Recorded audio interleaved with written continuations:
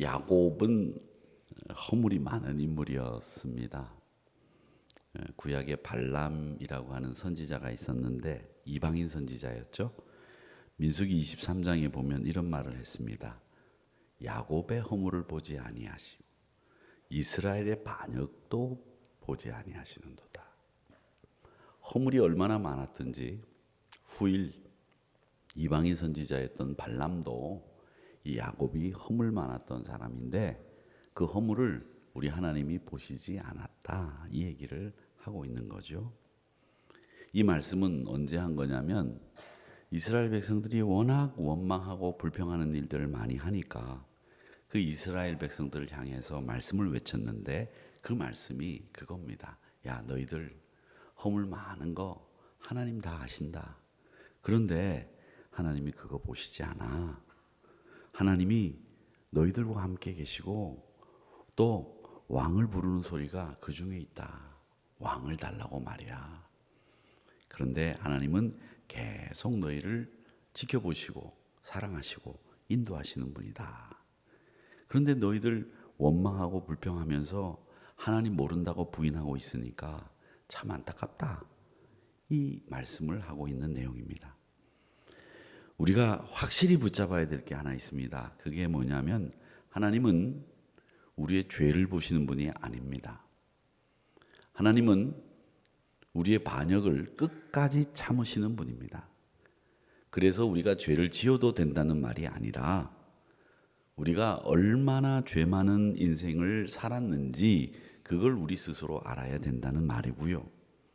오늘 이 야곱의 생애를 정리하면서 우리가 연약함에도 잘못된 삶에도 불구하고 모든 죄를 씻어주시는 하나님의 사랑, 끝까지 사랑하시는 하나님의 은혜, 그걸 보게 된다는 거죠. 야곱의 삶도 마찬가지입니다. 우리에게 허물과 죄 많은 인생을 끝까지 참아주셨고 또 은혜 아래 머물게 하신다는 것을 보여준 것이 뭐냐? 야곱의 삶입니다. 야곱을 통해서 우리에게 하나님은 너희를 끝까지 내가 사랑한다, 이 메시지를 보낸 거예요. 너희들이 허물 많아도 내가 다 참는다, 이 메시지를 우리에게 보여주신 거예요. 야곱은 젊은 시절 하나님을 잘 믿었다고 할 수는 없지만 믿었습니다. 그런데 그 안에는 육체적인 능력과 인간의 얄팍한 지식이 늘 그 안에 있었습니다. 그래서 삶의 말년이 가까울수록 그가 더 나쁘게 변모했으면 참 큰일이었는데 근데 그는 삶의 말년이 가까울수록 나그네로서 그의 인생길에서 점점 더 하나님을 의지하는 신앙으로 바뀌어 갔습니다. 고린도후서 4장 16절 말씀에는 이런 말씀이 있습니다. 그러므로 우리가 낙심하지 아니하노니 우리의 겉사람은 낡아지나, 옛날 성경에는 후패해져가나 그렇게 돼 있죠. 우리의 속사람은 날로 새로워지는도다. 그렇게 속사람이 날마다 새로워지는 사람이 누구였느냐? 야곱이었습니다. 이런 과정에 이 야곱이 날마다 속사람이 강건해지고 새로워지는 이 이유가 있었는데 그 이유가 뭐였느냐면 이 야곱에게는 하나님의 징계가, 깨달을 수 있는 징계가 몇 가지가 있었습니다. 그게 뭐냐? 외삼촌 라반의 집에서 외삼촌에게 속아서 라헬을 위해서 종살이한 20년, 호송세월이라고 할 수 있지요. 그것도 일종의 징계. 또 창세기 35장 8절에 보면 어머니 리브가를 키워주었던 야곱에게는 외할머니 같았던 드보라가 세상을 떠난 일, 또 이어서 자기가 가장 사랑하는 아내 라헬이 죽은 일, 베냐민을 낳다가, 그리고 난 뒤에 아버지 이삭이 세상을 떠난 후에 이 루벤이라고 하는 큰아들 녀석이 야곱의 첩인 비라와 동침을 한 일이 발각이 됐습니다. 이건 용서가 안 되는 일이죠. 아무리 계모라지만 지어머니와 동침을 했다, 야곱에게 있어서는 가슴이 찢어지는 하나님의 징계였습니다. 그리고 무엇보다도 하나님의 가장 큰 징계는 뭐였느냐? 자기가 가장 좋아하는, 그래서 매일 채색 옷을 입혔던 이 요셉이 짐승에게 찢겨 죽었다고 하는 다른 아들들의 이야기를 듣고 야곱은 하늘이 내려앉고 온 세상이 깜깜해지고 절망에 빠질 수 없는 마음의 낙심을, 애통을 경험하게 됩니다. 이게 하나님의 징계 중에는 가장 큰 징계였고 가혹한 슬픔이었습니다.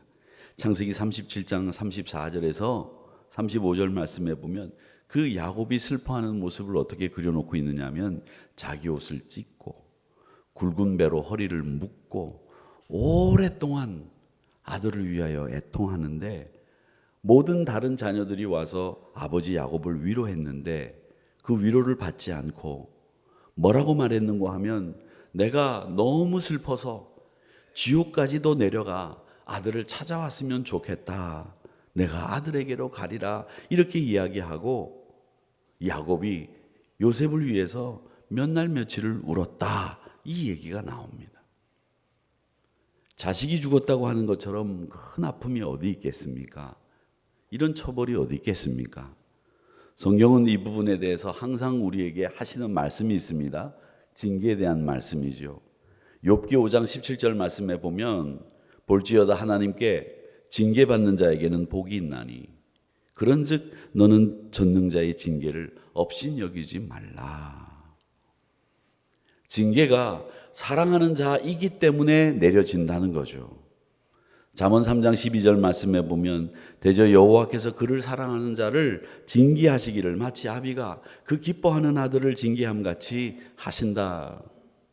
히브리서 12장 6절에서도 주께서 그 사랑하시는 자를 징계하시고, 무슨 말이냐면 징계에는 항상 뭐가 따라다니는가 하면 아버지의 사랑이 그 배경에 있다는 거예요. 징계를 받을 당시에는 즐겁고 평안을 가져다 주고 나를 사랑하시는 하나님 까닭에 내가 이 징계를 받는다, 내가 믿음으로 견뎌야지, 이렇게 생각하시는 분들이 몇이나 있습니까? 그렇게 생각하는 분들 별로 없습니다. 징계를 받으면 사람은 고난에 처하게 되면 화가 나고 하나님이 왜 이런 일을 나에게 허락하셨는지 이해가 안 됩니다. 히브리서 기자는 분명히 얘기합니다. 히브리서 12장 11절 말씀에 무릇 징계가 당시에는 즐거워 보이지 않고 슬퍼 보이지만 후에 그 징계로 말미암아 연단받은 자들은 의와 평강의 열매를 맺을 수 있다. 이렇게 말씀하셨습니다. 사랑하는 성도 여러분, 징계가 지금 당장 즐거워 보이지 않죠. 즐겁기는커녕 가혹하고 슬퍼 보이고 어려워 보이죠. 그런데 그 후로 그 징계를 하나님의 사랑의 뜻을 잘 이해하고 견딘 사람들은 의와 평강의 열매를 맺는다.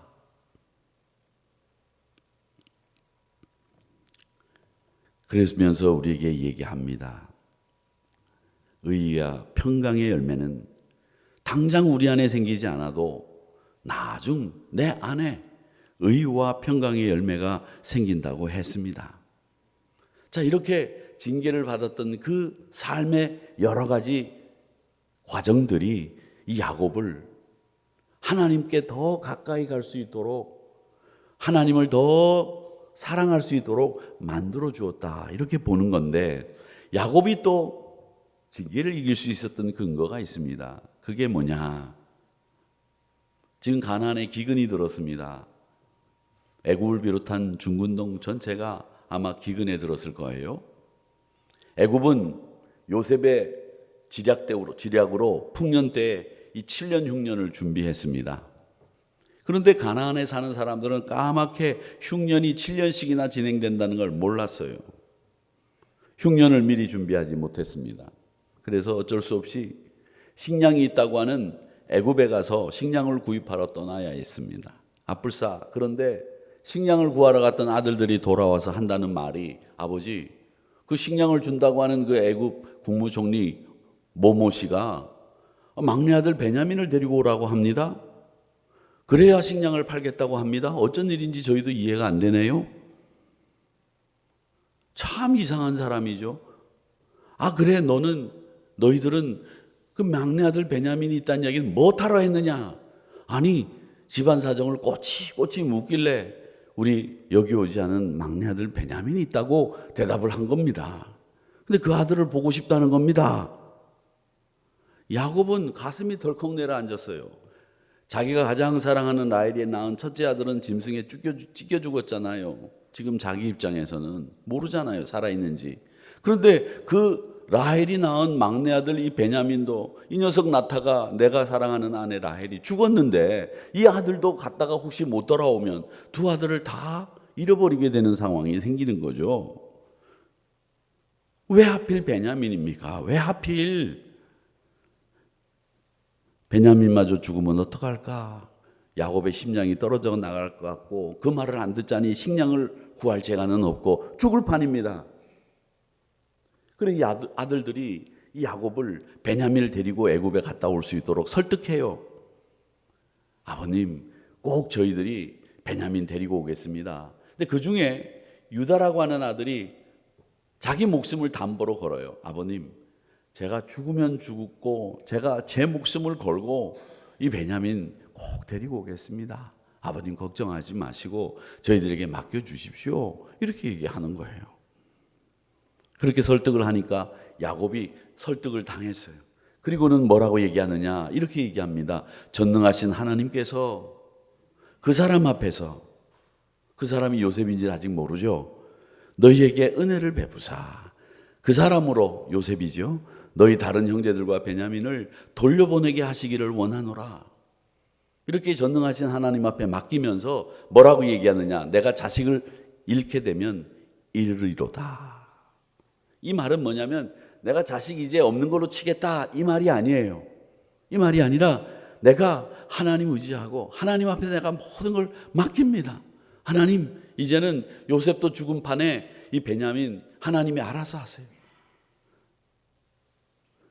그 하나님 앞에 맡기는 모습이 이 43장 14절 첫 번째 호절에서 하나님을 부르는 장면이죠. 전능하신 하나님. 이 전능하신 하나님이라고 하는 것은 아버지가 아들한테 축복할 때 쓰는 용어입니다. 즉 자기 베냐민에게 축복을 하면서 식량을 구하러 떠나는 아들들을 축복하면서 전능하신 하나님, 하나님 그 사람에게 은혜를 베푸셔서 베냐민이 꼭 돌아오게 해주세요. 그러나 하나님이 만약 이 아들 잃게 된다고 한다면 저 하나님 온전히 의지할 터이니 하나님 이러도 좋으니 식량 구해서 이 백성들을 구해주세요. 이 얘기를 하는 거예요. 언약을 붙잡았을 때 하나님의 사람이 자기 아들들 자식들에게 축복을 할 때 쓰는 단어가 전능하신 하나님이라는 단어입니다. 사랑하는 성도 여러분, 이 말은 뭘 얘기하느냐면 야곱이 베냐민을 보내면서 하나님을 굳건히 의지하고 그 약속을 확신하고 믿었다는 얘기예요. 그렇습니다. 야곱은요 여러 차례 징계를 받았지만 그의 말년에는 더 하나님을 의지하는 모습을 우리에게 보여주고 있습니다. 풀어주시고 해결해 주신다는 이 약속을 굳건히 믿었어요. 인간적인 걸 다 포기했습니다. 인간의 의지나 감정 포기하고 전능하신 하나님만 의지하는 모습을 우리에게 보여주고 있습니다.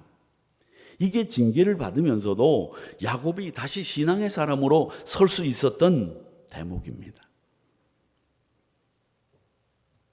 인간적인 노력이나 헛된 소망보다도 나는 하나님 앞에 소망을 두겠습니다. 그 처분하신 대로 살겠습니다. 라는 이 신앙의 모습이 징계 가운데서도 믿음의 사람으로 다시 설 수 있도록 만들었던 비결입니다. 사랑하는 성도 여러분, 여러분에게도 징계가 있든지 없든지 없었으면 저는 좋겠어요. 그런데 여러분 시간이 지나면 지날수록 야곱처럼 더 하나님을 의지하고 하나님 약속을 믿으시기를 축복합니다. 그게 우리 신앙생활에 우리의 겉사람은 날마다 후패해져 가나 우리의 속사람이 새롭게 되어지고 강건하게 되어지는 비결이 뭐냐? 어떻게 강건해지겠습니까? 우리 육신이 후패해져 가고 늙고 쇠잔해져 가는데 이유는 하나밖에 없습니다. 나이 들수록 하나님을 경험한 여러 가지 상황에서도 하나님이 나를 사랑하신다고 하는 확신과 그 언약을 굳건히 믿으면서 하나님을 가까이 하는 일, 하나님을 더욱 의지하는 일, 이게 여러분을 후일 하나님 나라에서 칭찬받는 믿음의 사람으로 세울 수 있는 길이라는 것을 기억하시고, 야곱이 징계 가운데 믿음의 사람으로 설 수 있었던 그 까닭은 철저하게 내가 베냐민 이르면 이르리로다, 전능하신 하나님의 약속을 나는 믿습니다, 이렇게 고백했던 그 고백이 여러분의 고백이 되시기를 주님의 이름으로 축복합니다. 또 하나 야곱이 징계를 이길 수 있었던 근거가 있습니다. 이제 야곱의 아들들이 돌아왔어요. 요셉이 살아있다는 얘기를 들었습니다. 애굽에 국무총리가 됐다는 이상한 소식도 가지고 왔습니다. 사실인지 아닌지 모르겠지만 처음에는 야곱이 믿을 수 있었겠어요? 죽었던 아들이 살아있다고 하고, 또 그냥 살아있는 게 아니라 애굽의 국무총리라고 하니까 어처구니 없고 터무니없는 말처럼 생각이 들었을 겁니다. 그런데 브엘세바라고 하는 이스라엘의 제일 남쪽에 애굽과 가까운 도시까지 이 애굽 왕이 자기의 병거를 보냈어요.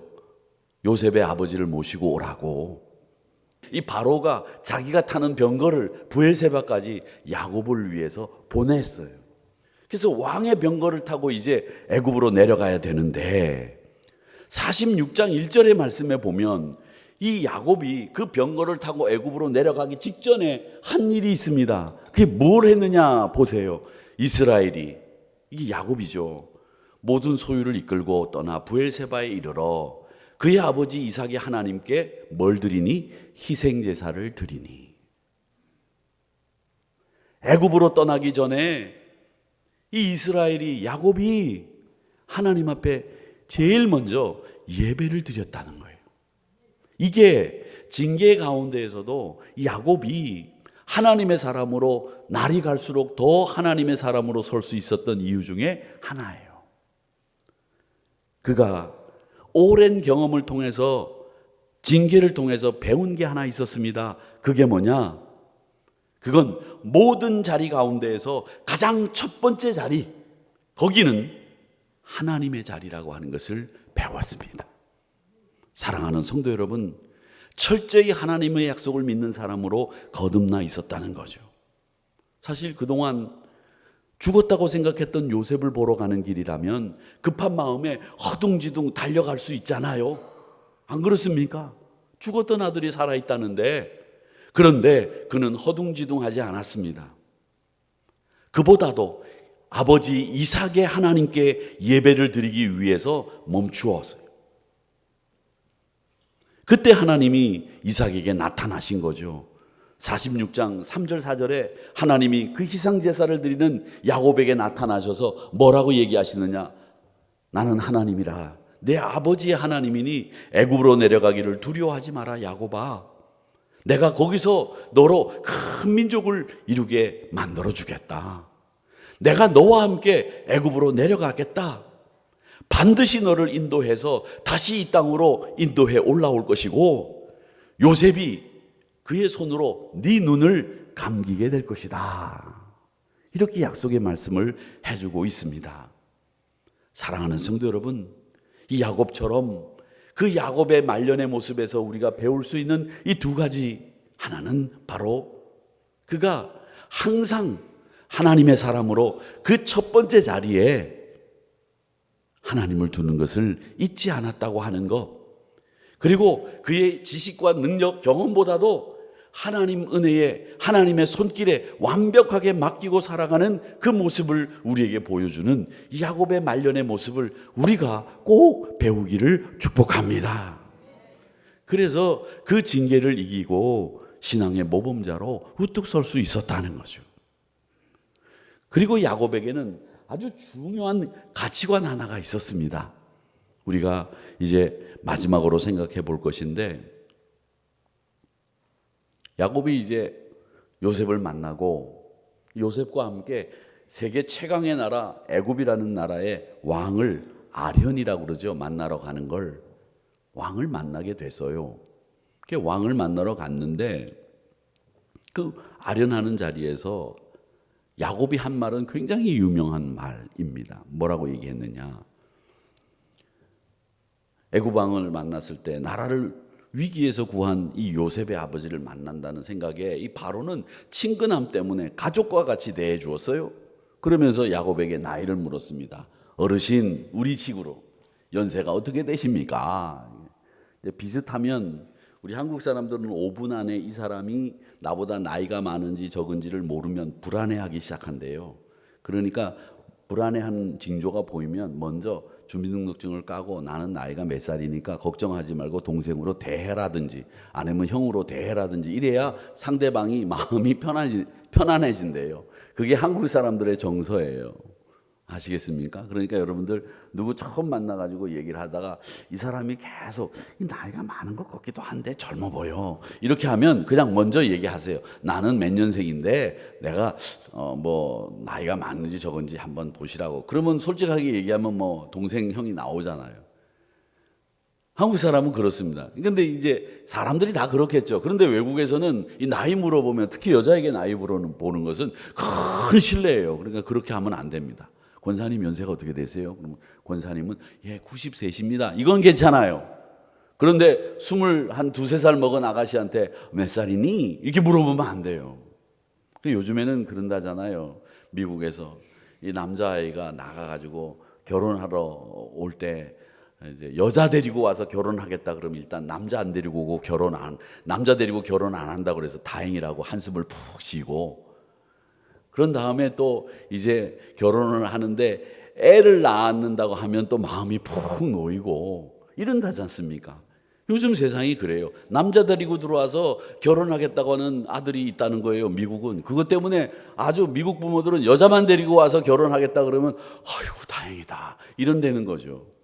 이 문제가 심각합니다. 우리나라에는 그런 일이 없으리라는 법 없습니다. 자, 그런데 이 야곱이 바로에게 뭐라고 얘기하느냐면, 나이를 묻는 바로에게 이렇게 얘기합니다. 내 나그네 길의 세월이 130년이니이다. 내 나이가 얼마 못 되니 우리 조상 나그네 길의 연조에 미치지 못하나 험악한 세월을 보내었나이다. 이렇게 얘기합니다. 여러분, 이 대답에서 우리가 눈여겨봐야 될 것은 야곱이 130년을 살았구나. 나이도 알 수 있지만 나그네라고 하는 이 단어를 유의해서 보시면 야곱이 자기 인생을 어떻게 생각하고 있었는지를 볼 수 있습니다. 야곱은 우리가 이 땅에서 사는 인생길을 나그네 길이라고 봤다는 거예요. 나그네 길. 그래서 나그네 길, 우리 조상 나그네 길이라고 하는 말을 2번이나 쓰고 있습니다. 그는 징계를 통해서 이 땅이 자신의 본향이 아닌 것을 배웠습니다. 이 땅에서는 단지 외인이고 이 땅에서는 단지 나그네일 뿐이라는 것을 알았습니다. 나그네 인생길에는 반드시 본향이 있고 나그네 인생길에는 반드시 돌아가야 될 집이 있는 겁니다. 야곱 굉장히 부자였어요. 거부 중에 거부였습니다. 그런데 그 거부인데도 불구하고 야곱은 이 땅의 것에 연연해하지 않았습니다. 부를 섬기거나 부를 자랑하지 않았습니다.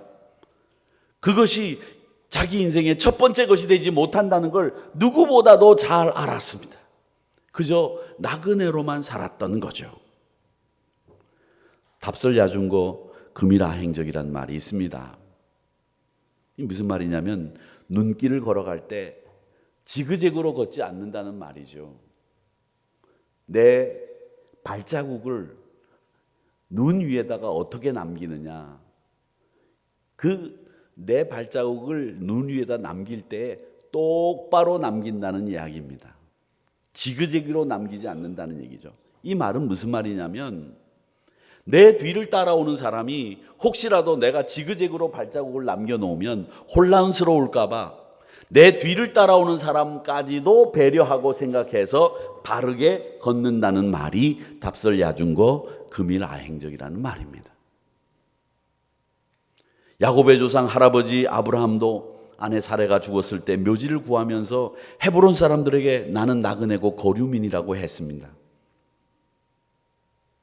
신명기 10장 18절에 나그네를 압제하지 말라고 했습니다. 이 땅이 영원한 안식처라는 생각을 하지 않았다는 거죠. 우리에게는 본향이 있다는 생각을 했습니다. 그래서 나그네로 살았다는 것은 뭘 얘기하느냐? 늘 이웃을 생각하고 뒷사람을 생각하고 또 항상 주변의 모든 것을 고려하는 삶을 살았다는 거죠. 자기만 아는 삶을 산 게 아니라는 거죠. 그리고 나는 분명히 본향을 찾아가야 되는 사람이다라고 하는 신앙의 목적지에 대한 분명한 인식이 있었다는 거예요. 사랑하는 성도 여러분, 우리는 본향을 향해서 가는 사람들입니다. 도곡동을 향해서 가는 사람들이 아니에요. 강남이 우리의 영원한 집이 아닙니다. 우리의 영원한 집은 하나님 나라예요. 그것이 우리에게 분명히 필요합니다. 더 나은 본향을 사모하십시오. 우리 신앙의 목적의식을 분명히 세우시기를 바랍니다. 내가 뭐 때문에 일을 하는지를 분명히 아셔야 됩니다. 그는 이 땅에 미련 두지 않았다는 말이죠. 나그네로 살았으니까. 세상에 애착을 두거나 미련 갖지 않았습니다. 그러기에 고향 땅으로 돌아가기보다는 어차피 이것도 나그네 길, 저것도 나그네 길이기 때문에 애굽에서 내가 하나님 약속 잘 믿고 산다면 승리할 수 있을 거라고 믿었다는 거예요. 그래서 그는 마음속에 험악한 세월, 우리 조상의 길, 내 인생길, 나그네 길 130년을 살았습니다. 이렇게 이야기를 하는 겁니다. 미련 없이 후회 없이 이 땅에 애착을 두지 않고 그리고 내가 가야 될 분명한 목적지가 있다고 하는 것을 안 야곱은 바로 앞에서 우리 조상 나그네 길이라고 표현한 겁니다.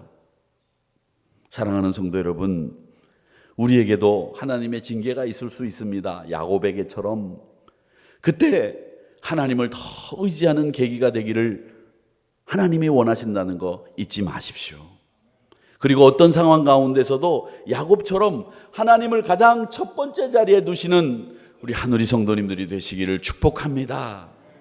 정말 살아있다는 이 요셉의 소식을 듣고 허둥지둥 내려가야 되는 그 자리에서도 희생제사를 하나님 앞에 먼저 드리는 야곱의 모습, 우리의 모습이 되어야 됩니다. 그리고 항상 하나님의 약속을 믿는 믿음으로 날마다 시간이 더해져 가면서 더 하나님의 사람으로 우뚝 세워져 가는, 그래서 내가 자식 잃으면 잃지 뭐 어때, 하나님의 약속만큼은 내가 꼭 믿어, 이런 믿음으로 우리의 노년을, 우리의 말년을, 그리고 우리의 앞으로의 삶을 하나님을 향해서 가는 나그네 인생길이라고 하는 것을 알고 분명한 목적의식을 갖고 오늘도 승리하시고 우리가 계획하는 2024년도도 멋진 한 해가 되기를 주님의 이름으로 축복합니다. 오늘 101년차 사무총회가 있고 직분자가 세워지고 2024년 계획이 세워집니다. 해를 거듭할수록 우리가 사모하는 본향을 향해서 바르게 걸어가시고 분명한 신앙의 목적의식을 가지시기를 바랍니다. 우리에게는 분명하고도 또 우리가 동시에 같이 가야 되는 목적지가 있습니다. 하나님의 심부름을 받아온 이 나그네 길에서 이 땅의 것에 연연해하지 마시고 더 나은 본향을 사모하며 한 해를 잘 마무리하고 내년을 잘 준비하는 우리 하늘이 성도님들이 다 되셨으면 좋겠습니다. 그렇게 되시기를 축복합니다.